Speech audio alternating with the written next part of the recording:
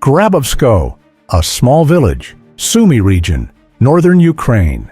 A name rarely mentioned, rarely highlighted, rarely analyzed. Today, that name appears in an official statement, not from analysts, not from Western media, but from the Russian Ministry of Defense. The statement is brief, dry, emotionless. Grabovskoe is under Russian control. No qualifiers, no reference to ongoing fighting, no additional explanation. In military language, a sentence like this is not used casually. It is not simple information. It is a signal that a decision has been made, and that decision has already been executed.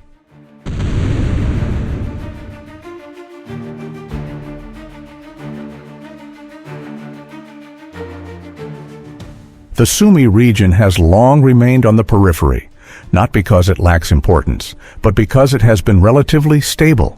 The main focus of the war has been elsewhere, the east, the south. Sumy functioned as background terrain, a buffer zone, an area assumed to be secure. That assumption is precisely what makes any change significant. In modern warfare, quiet regions are often the most fragile, not due to weak defenses, but due to low expectation.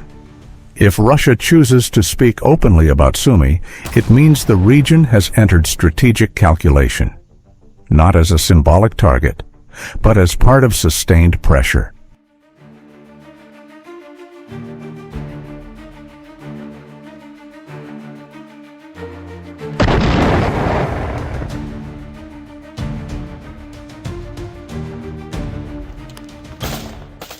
Russia identifies the unit involved.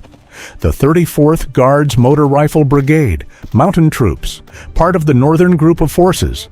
This is not a formality, it is messaging. Mountain units are not deployed for improvisation.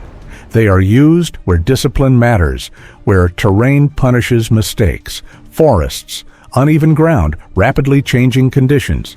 Sumy fits that profile. The implication is simple. This operation was not conceived overnight. It was planned, adjusted, executed with purpose-built forces. It reflects a consistent Russian approach, not reactive, but calculated.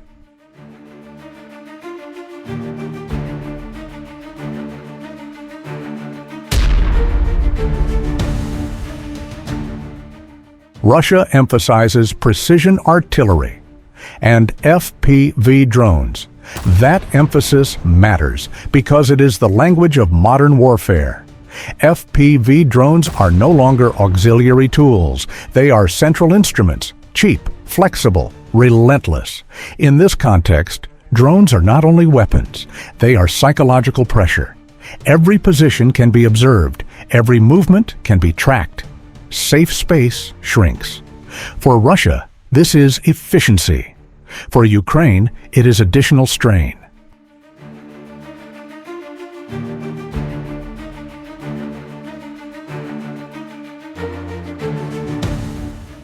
Russia states that Ukrainian forces withdrew from their positions. No figures are provided, no tactical detail. But the strategic effect outweighs the specifics. Sumy is not Ukraine's primary concentration zone. Resources are committed elsewhere. Pressure in the north forces redistribution. And redistribution always creates exposure. Not because Ukraine lacks resolve, but because resources are finite. In prolonged war, outcomes are shaped less by major defeats and more by cumulative exhaustion. Pressure of this kind accelerates that process.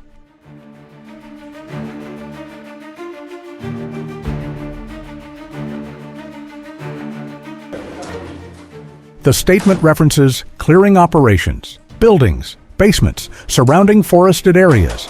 This is not incidental language. It marks a critical phase. Clearing means ensuring no residual threats, no ambush potential, no lingering disruption. If this phase is conducted, the area is not considered temporary. Control is being built, not mere presence. And in military doctrine, control is the foundation of operational stability.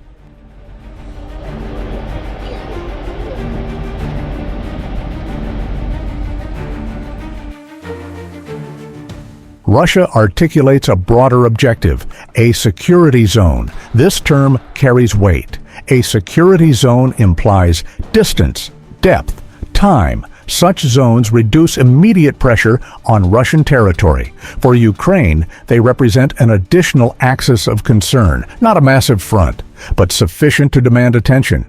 And in a multi-front conflict, attention is a scarce resource.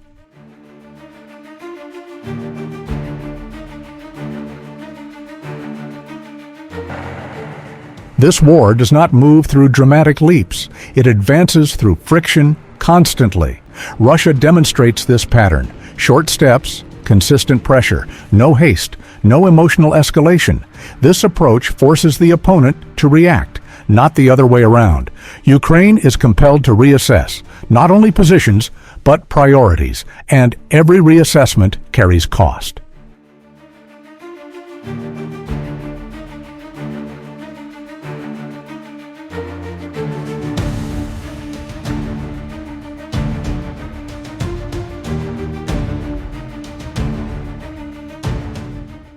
Grabovskoe is not a headline city. It will not dominate maps. It will not decide the war on its own. But it matters. It matters because it reflects direction, because it shows method, because it reveals how pressure is being applied, not through dramatic breakthroughs, not through sudden collapse, but through measured movement, step by step, area by area. This is how long wars evolve, quietly, relentlessly. For Ukraine, the challenge is not a single loss, it is accumulation. More areas to watch, more lines to hold, more decisions to make. For Russia, the message is consistency. No rush, no spectacle, only confirmation after movement. And this raises questions worth thinking about together. How many directions can one defense sustain?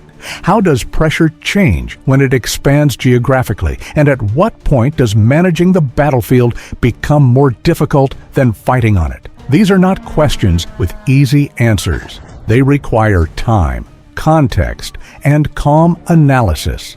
That is why discussions like this matter.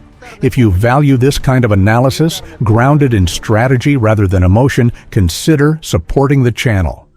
A like helps the video travel, a subscription helps the discussion continue, and your comments help shape future analysis.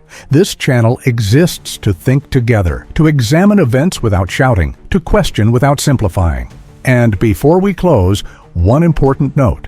This video is an analytical interpretation. It is based on publicly available statements and observable patterns. It is not a declaration of absolute truth. It is not a call for hostility, and it is not intended to promote harm. War is complex, information is incomplete, and perspectives differ.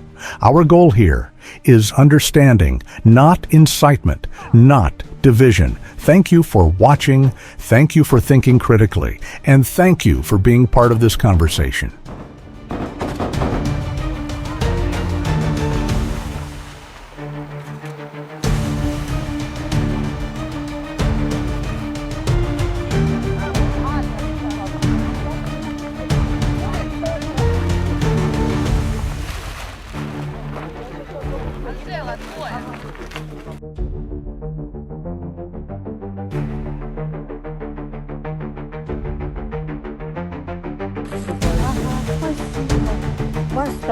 Все берегите себя. Это хаски, реально? Да. Помощки и подарочки новогодние.